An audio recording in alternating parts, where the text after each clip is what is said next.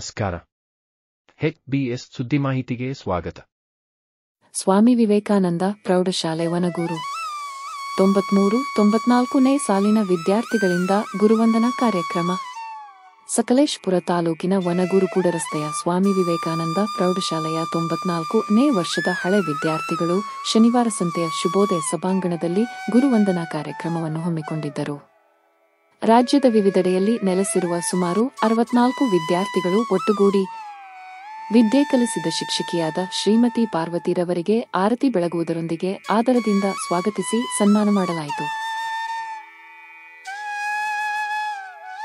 ಇದುವರೆಗೂ ನೀವು ಸಬ್ಸ್ಕ್ರೈಬ್ ಆಗಿಲ್ಲ ಅಂದ್ರೆ ದಯವಿಟ್ಟು ಸಬ್ಸ್ಕ್ರೈಬ್ ಮಾಡಿ ಹಾಗೂ ಹೊಸ ಅಪ್ಡೇಟ್ಸ್ಗಳಿಗೋಸ್ಕರ ಬೆಲ್ ಐಕಾನ್ ಬಟನ್ ಪ್ರೆಸ್ ಮಾಡೋದನ್ನು ಮಾತ್ರ ಮರಿಬೇಡಿ.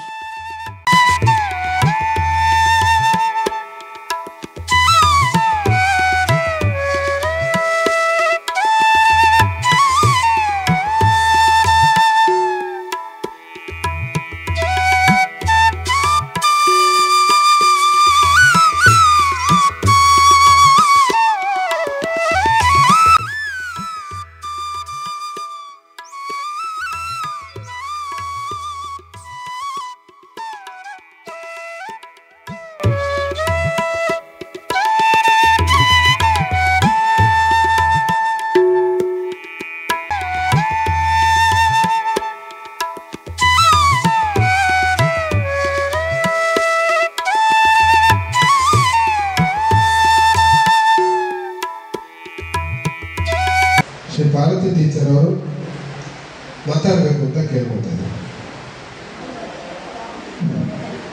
ಶ್ರೀ ಕುಮಾರಲಿಂಗೇಶ್ವರ ಸ್ವಾಮಿಯನ್ನು ಸ್ಮರಿಸುತ್ತಾ ಈ ಸುಂದರ ಸಮಾರಂಭದ ನಮ್ಮ ಸ್ವಾಮಿ ವಿವೇಕಾನಂದ ಪ್ರೌಢಶಾಲೆಯ ಎಲ್ಲ ನನ್ನ ವೃತ್ತಿ ಬಂಧುಗಳೇ ಹಾಗೂ ನಮ್ಮ ಶ್ರೀಯುತ ಮಲ್ಲೇಶ್ವರೇ ಹಾಗೂ ನನ್ನ ಮುದ್ದು ಮಕ್ಕಳೇ, ನಿಮಗೆ ಸಮಸ್ತ ಎಲ್ಲ ಮಕ್ಕಳಿಗೂ ನನ್ನ ಹೃತ್ಪೂರ್ವಕವಾದ ನಿಮ್ಮ ಮುಂದೆ ದೇವರು ಚೆನ್ನಾಗಿಟ್ಟಿರ್ಲಿ ಅಂತ, ಕುಮಾರಲಿಂಗೇಶ್ವರ ಚೆನ್ನಾಗಿಟ್ಟಿರ್ಲಿ ಅಂತ ನಿಮಗೆ ಈ ಒಂದು ಸುಂದರ ಸಮಾರಂಭಕ್ಕೆ ನನ್ನ ಕರೆದಿದ್ದಕ್ಕೆ ಅದು ಎಷ್ಟು ಹೇಳಿದ್ದು ಸಾಲಲ್ಲ. ಅದಕ್ಕೆ ನಾವು ಬೆಲೆ ಕಟ್ಟಲಿಕ್ಕೆ ಸಾಧ್ಯನೇ ಇಲ್ಲ. ನಿಮ್ಮ ಶ್ಲಾಘನೀಯ. ಯಾಕೆಂದ್ರೆ ನಮ್ಮನ್ನ 30 ವರ್ಷದ ಹಿಂದೆ ಕಳಿಸಿದ್ವಿ, ಮರು ಕಳಿಸಿದ್ವಿ, ಅದನ್ನ ಮೆಲುಕು ಹಾಕೊಂಡು ಮಾಡಿದ್ವಿ. ನಿಜಕ್ಕೂ ನಾವು ಮತ್ತೆ ಇದ್ವಿ. ನಿಜ ನೀವು ಹೇಳಬೇಕು ಅಂದ್ರೆ ನನ್ನ ಸಣ್ಣದೊಂದು ಪರಿಚಯ ಮಾಡ್ಕೊಳ್ಳಿ. ನಂದು ಸೋಮನಪೇಟೆ ತಾಲೂಕು ಕೂದಿ ಗ್ರಾಮದ ಮೇಲೆ ಮನೆ ಜೋಯಪ್ಪ, ಅಮ್ಮ ಗೌರಮ್ಮ. ನಾವು 4 ಜನ ಮಕ್ಕಳು, ಅಲ್ಲಿ ನಾನು ದೊಡ್ಡವಳು, 3 ಜನ ಸಹೋದರರು. ನಮ್ಮಲ್ಲಿ ನಿಮ್ಮ ಹಾಗೇನೆ ಒಂದು 1 to 10th ತೋರ್ಸಕಡೆಗೆ ಓದಿದ್ದು. ಅನಂತರ ಮುಂದೆ ಕಾಲೇಜಿಗೆ ಹೋಗ್ಲಿಕ್ಕೆ ಸೋಮನಪೇಟೆ ಹೋಗ್ಬೇಕಿತ್ತು. ನಮಗೆ ಬಸ್ಸಿನ ಸೌಕರ್ಯ ಇರಲಿಲ್ಲ. ಅಲ್ಲಿ ಮಂಜುನಾಥ ಗಾಡಿಯಿಂದ ಬೆಳಿಗ್ಗೆ 6:30 ಹೊರಟ್ರೆ ಸಂಜೆ 6:30, ರಾತ್ರಿ 6:30, 7 ಗಂಟೆ ಆಗ್ತಿತ್ತು. ಹಾಗಾಗಿ ನಾನು ಮುಂದಿನ ಎಜುಕೇಶನ್ ಮಾಡಲಿಕ್ಕೆ ಸಾಧ್ಯತೆ ಇದ್ದಾಗ ನಾನು ಎಷ್ಟು ಹಠ ಮಾಡಿದ್ರು ನಮ್ಮ ತಂದೆಯವರು ಹೋಗಲಿಲ್ಲ. ಕೊನೆಗೆ ನನ್ನ ಫ್ರೆಂಡ್ ನಾನು ಈಗ ನಾನು ಭವಾನಿ ಅಂತ ಎರಡನೇವಳು, ಅವಳೊಂದು ಈಗ D.Ed ಅಂತ ಆಗ TC ಇತ್ತು. ಅಲ್ಲಿಗೊಂದು ಅಪ್ಲಿಕೇಶನ್ ತಗೊಂಡು ನನಗೂ ಸಹ ತಗೊಂಡು ಹೋಗಿದ್ದು. ಆಗ ತಗೊಂಡು ಬಂದಾಗ ಇನ್ನು ಅನಿವಾರ್ಯ ಅಲ್ಲಿ ಎಲ್ಲ ಹಾಸ್ಟೆಲ್ ಎಲ್ಲ ವ್ಯವಸ್ಥೆ ಇರೋದ್ರಿಂದ ನನ್ನನ್ನು ಅಲ್ಲಿ ಕಳಿಸ್ಲಿಕ್ಕೆ ಒಪ್ಕೊಂಡ್ರು. ಆಗ ನಂತರ 82, 83, 84, 85 ಮುಗಿಸಿ 85 ರಿಸಲ್ಟ್ ಬಂದಾಗ 86ನೇ ಇಸ್ವಿಗೆ ಸ್ವಾಮಿ ವಿವೇಕಾನಂದ ಪ್ರೌಢಶಾಲೆಗೆ ನಮ್ಮಲ್ಲಿ ಕೂತಿಯವರೊಬ್ರು ವಣಗೂರಿನಲ್ಲಿದ್ರು, ಪುಟ್ಟಸ್ವಾಮಿಗೌಡ ಅಂತ. ಅವ್ರನ್ನ ಈ ಸಮಯದಲ್ಲಿ ಈ ಒಂದು ಸನ್ಮಾನ ಮಾಡಿದ್ರೆ ಅದು ನನಗಲ್ಲ, ಅವ್ರಿಗೆ ಕ್ರೆಡಿಟ್ ಅಂತೀನಿ. ಕಾರಣ ಇಷ್ಟೇ, ನಾನು ಅಲ್ಲಿ ಶಿಕ್ಷಕಿಯಾಗಿದ್ದೆ, ಅವರೇ ಕಾರಣ. ಆಗ ಬಂದಾಗ ನನಗೆ ಆಗ 500 ರೂಪಾಯಿ ಸಂಬಳ ಬಂತು. ಆಗ ಅದರಲ್ಲಿ 200 ರೂಪಾಯಿ ನಾನು ಬಾಡಿಗೆನೆ ಕಟ್ತಾ ಇದ್ದೆ, ಟೈಲರ್ ವೀರೇಶ್. ಇನ್ನು 300 ರೂಪಾಯಿ ಮೇಂಟೈನ್ ಉಂಟಲ್ಲ, ಆ ಮನೆಯಿಂದ ಒಂದೇ ಬೆಳಗಿನ ಗೊತ್ತು ಬಸ್ ಇರ್ತಿತ್ತು, ಅದರಲ್ಲಿ ಸೌದೆಯನ್ನು ತಗೊಂಡು ಬಸ್ಸಿಗೆ ಹಾಕೊಂಡು ಬರ್ತಿದ್ವಿ. ಮತ್ತೆ ಮನೆಯಲ್ಲಿ ಅಕ್ಕಿ ತರ್ತಿದ್ದೆ. ನಾನು ನಿಜವಾಗ್ಲೂ ನಾನೊಂದು ಟೀಚರ್ ಆಗಿ ಸಂಬಳವನ್ನು ತಗೊಳ್ಳಿಕ್ಕೆ ಬರ್ತಿರ್ಲಿಲ್ಲ, ನಾನದು ವ್ಯಾಸಂಗ ಮಾಡ್ತಿದ್ದು ಬಂದಿದ್ದು ಅಂತ ಅನಿಸ್ತಾ ಇತ್ತು. ಆದ್ರೂ ನನಗೆ ಅದೊಂದು ಚೂರು ಕಿಂಚಿತ್ತು ಬೇಸರನೇ ಇಲ್ಲ. ಜೊತೆಗೆ ಬೆಳಗ್ಗೆ 6:30 ಬಸ್ಸು ನನಗೆ ಮಿಸ್ ಆಯ್ತು ಅಂದ್ರೆ ನಾನು ಕೂದಿಯಿಂದ 13 ಕಿಲೋಮೀಟರ್ ಆಗ್ಬಹುದು ಕೂಡ್ರಸ್ತೆಗೆ ನಡೆದು ಬಂದಿದ್ದೀನಿ. ನಾನು ಹೆಣ್ಣು ಮಗಳು ಅಂತ ಗೊತ್ತಿಲ್ಲ, ನಾನು ಹೆಣ್ಣು ಅನ್ನೋದೇ ಅನ್ಕೊಟ್ಟಿರ್ಲಿಲ್ಲ. ನಾನು ಒಬ್ಬಳೇ ನಡೀತಾ ಇದ್ದೆ, ಒಬ್ಬಳೇ ಬರ್ತಾ ಇದ್ದೆ. ಜೊತೆಗೆ ನಮ್ಮಲ್ಲಿ ನಮ್ಗೆ ಸ್ವಲ್ಪ ಆ ಥರ ನಮ್ಮ ಪರಿಸರ ನಮ್ಮ ತಂದೆಯವರು ಅಷ್ಟು ನನಗೆ ಫ್ರೀಡಮ್ ಕೊಟ್ಟರು. ನಾನು ದೊಡ್ಡ ಮಗಳು ನಡೆದು ಬರುವಾಗ ಯಾರಾದ್ರೂ ದಾರಿ ಕೇಳಿದ್ರೆ ನೀವು ಒಬ್ಬರೇ ಹೋಗ್ತಾ ಇದ್ರ, ಅಯ್ಯೋ ಇದಾಗಿ ಇಲ್ಲ ಮುಂದೆ ಮಕ್ಕಳು ಬರ್ತಾರೆ, ಮುಂದೆ ಸುಮ್ಮನೆ ಯಾರಿಲ್ಲ. ಮತ್ತೆ ಜೊತೆ ತಮ್ಮಗಿರಿಂದನೋ ಏನೋ ಅಲ್ಲಿ ಶಾರ್ಟ್ ಕಟ್ ಅಲ್ಲಿ ಬಂದು ಬರ್ತಾ ಇದೆ. ಮತ್ತೆ ಹೈ ಹೀಲ್ ಸ್ಲಿಪ್ಪರ್ ಹಾಕಿದ್ರೆ ನಡೀಲಿಕ್ಕೆ ಸ್ಪೀಡ್ ಸಿಗಲ್ಲ ಅಂತ ಹವಾಯಿ ಸ್ಲಿಪ್ಪರ್ ಹಾಕ್ತಿದ್ವಿ. ಆಗಿನ ಒಂದು ಇದನ್ನು ನಿಮ್ಮ ಹತ್ರ ಹೇಳ್ಕೊಡ್ತೀನಿ. ಮತ್ತೆ ಆಗ ಒಂದು ಎಷ್ಟು ಒಂದು ನಮ್ಮ ಎಲ್ಲ ಪ್ರೌಢಸ್ಥಾನ ಶಿಕ್ಷಕರು ನನಗೆ ಏನು ಅರಿಯದಿದ್ದ ಕೇಳಿದಾಗ ಇವ್ರಿಗೇನು ಗೊತ್ತಿಲ್ವಲ್ಲ, ಇವ್ರಿಗೇನು ತಿಳಿಲ್ವ ಅಂತ ಅಸಡ್ಡ ಕಲ್ತರು.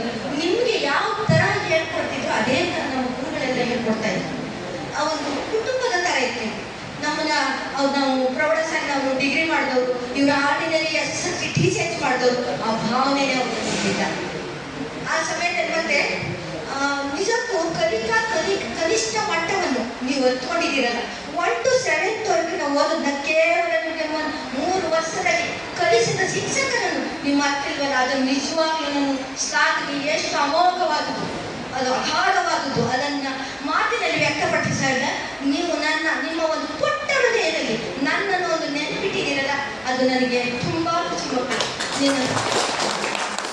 ಮತ್ತೆ ನಾನು ಸಮಯ ಅಭಾವ ಆಗ್ತಿದ್ದೇನೋ ಅಂತ ನನಗೆ 93-94 ನನಗೆ ಗೌರ್ಮೆಂಟ್ ಕೆಲಸ ಆಯಿತು. ನಾನಂತರಲ್ಲಿ ಹೊಸೂರಿಗೆ ಬಂದೆ. ಹೊಸೂರು ನಿಂತಾರೆ ಒಂದೇ ಕಡೆ ಖಾಸಗಿ ಶಾಲೆಯಲ್ಲಿ ವರ್ಕ್ ಮಾಡಿದಾಗೆ ಮನೆಯಿಂದ ಹೋಗ್ತಾ ಇದ್ದೆ. 26 ವರ್ಷ ವರ್ಕ್ ಮಾಡಿದೆ. ಏನಂತ ಹೆಚ್ಚುವರಿ ಶಿಕ್ಷಕಿ ಅಂತ ಅಲ್ಲೇ ಪಕ್ಕದಲ್ಲಿ ಈಜಿ ಬೀಡ್ನಲ್ಲಿ 5 ವರ್ಷ ಮಾಡಿದೆ.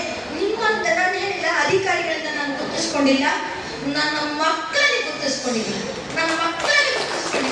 ಅಂದ್ರೆ ನಾನು ಅಲ್ಲಿ ನಡೆದೇ ಹೋಗ್ತಾ ಇದ್ದೆ. ಎಷ್ಟೋ ಟೈಮು ಶಾರ್ಟ್ ಕಟ್ ಅಲ್ಲಿ ಹೋಗುವಾಗ ನಿಮಗೆ ಗೊತ್ತಿದೆ, ನಾವು ಒಂದು ಫ್ಯಾಮಿಲಿ ಮನೇಲಿ ಇರುವಾಗ, ಅತ್ತೆ ಮಾವ ಎಲ್ಲ ಇರುವಾಗ, ಅದು ಹಳ್ಳಿ ಕಡೆ ಸೇರ್ಕೊಂಡಾಗ ನಮ್ಮ ಒಂದು ಗೌರವ, ನಮ್ಮ ಒಂದು ಸರ್ಕಾರಿ ಹುದ್ದೆಯವರು ಒಂದು ಹೆಚ್ಚೇನು ಒತ್ತು ಕೊಡಲ್ಲ. ನಾವು ಎಲ್ಲವನ್ನು ನಿಭಾಯಿಸಿ ಅದೊಂದು ಟೈಮಿಂಗ್ ಇಟ್ಕೊಂಡಿದ್ದೆ. ಇಷ್ಟು 10 ಮಿನಿಟ್ 10 ಮಿನಿಟ್ ಹೋಗಿ ಬರ್ತಾ ಇದ್ದೆ. ಮತ್ತೆ ಹೊಳೆ ಸಿಕ್ತಿತ್ತು, ಇದು ಸಿಕ್ತಿತ್ತು. ಯಾಕೆ ಟೀಚರ್ ಓಡ್ಕೊಂಡು ಹೋಗ್ತಿದ್ದೀರಿ, ಒಳ್ಳೆ ಟೈಮ್ ರೀಚ್ ಆಗಬೇಕು. ಅಲ್ಲೊಂದು ಚಲನವಲನ ವಹಿತ ಒಂದು ಬುಕ್ ಇರ್ತದೆ, ಅದಕ್ಕೆ ಎಂಟ್ರಿ ಆಗಬಾರ್ದು ಅನ್ನೋ ಒಂದು ಭಾವನೆ ನನ್ನದು.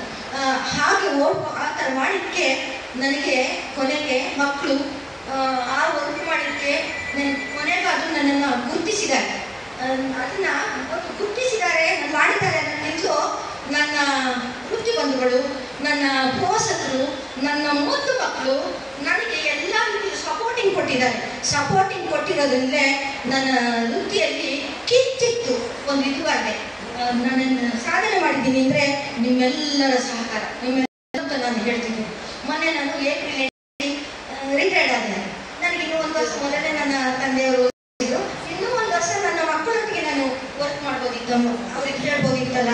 ಇನ್ನು ಏನಿರಲಿ, ಮನೇಲಿ ಎಷ್ಟೋ ಸ್ಪೆಂಡ್ ಮಾಡಿ, ಮನೇಲಿ ಎಷ್ಟೋ ಇರಲಿ, ನಿಮ್ಮ ಹತ್ರ ನಾನು ಕಾಲ ಕಳಿತಿದ್ವಲ್ಲ, ಅದು ಏನೇನೂ ಅಲ್ಲ. ಮತ್ತೊಂದು ಈ ಪ್ರೀತಿ ವಿಶ್ವಾಸವನ್ನು ನೀವು ಇಟ್ಟಿದ್ದೀರಲ್ಲ, ಈ ಗುರುಗಳ ಬಗ್ಗೆ ಇಟ್ಟಿದ್ರು, ನಿಮ್ಮನ್ನು ಭಗವಾನ್ ಇನ್ನು ನಿಮ್ಮ ಉನ್ನತ ಮಟ್ಟಕ್ಕೆ ಏರಿಸಿ ಅಂತ ನಾನು ಆ ಭಗವಾನ್ ಕೇಳ್ತೀನಿ. ದಿನೇಶ್ ಅಂತ ಹೇಳಿದ್ರು, ಹೌದು ಶಿಕ್ಷಕರು, ನೀನೇನಾಗಿದ್ಯಪ್ಪ? ನಾನು ಡಾಕ್ಟರ್ ಆಗಿದ್ದೀನಿ, ನಾನು ಇಂಜಿನಿಯರ್ ಆಗಿದ್ದೀನಿ, ನಾನು MA ಆಗಿದ್ದೀನಿ, ಮತ್ತೊಂದು ಹೇಳಿದಾಗ ಅವ್ರಿಗೆ ದೊಡ್ಡ ಹೆಮ್ಮೆ ಶಿಕ್ಷಕರಿಗೆ. ಮಕ್ಕಳು ಇಷ್ಟು ಬೆಳೆದಿದ್ದಾರೆ, ಒಂದು ಚೂರು ಫೀಲಿಂಗ್ಸ್ ಇಲ್ಲ, ತಾತ್ಸಾರ ಇಲ್ಲ, ಇದಿಲ್ಲ, ಪಟ್ಟೆ ಕಿಚ್ಚಿರಲ್ಲ. ನಾವು ಇನ್ನೂ ಮುಂದೆ ಹೋಗ್ಬೇಕು ಅಂತ ಅನಿಸ್ತಾರೆ. ನಿಮ್ಮ ಅಪ್ಪ ಅಮ್ಮ ಹೇಗೆ ಮಾಡ್ತಾರೋ ಶಿಕ್ಷಕರು ಹಾಗೆಯೇ ಮುಂದೆ ನಿಮ್ಮನ್ನ ಆಶಿಸ್ತಾ ಹೋಗ್ತಾರೆ. ನೀವು ಇಷ್ಟು ನನಗೆ 30 ವರ್ಷ ಹಿಂದೆ ಗುರುತಿಸಿ ಇಷ್ಟು ಮಟ್ಟಿಗೆ ತಂದಿದ್ದೀರಿ ಅಂದರೆ ಅದಕ್ಕೆ ನಾವು ಎಷ್ಟು ನಿಮಗೆ ನಾನು ಋಣಿಯಾದರೂ ಸಾಲದು. ಸದಾ ನಿಮ್ಮ ಒಂದು ದೇವರ ಭಗವಾನ್ ಆರೋಗ್ಯ, ಐಶ್ವರ್ಯ, ವಿದ್ಯೆ, ಬುದ್ಧಿ, ಸಕಲ ಸದ್ಗುಣಗಳನ್ನು ಭಗವಾನ್ ನಿಮ್ಮ ಕುಮಾರ ಲಿಂಗೇಶ್ವರ ಒದಗಿಸಿ ಅಂತ ಹೇಳ್ತಾ ಇದರಲ್ಲಿ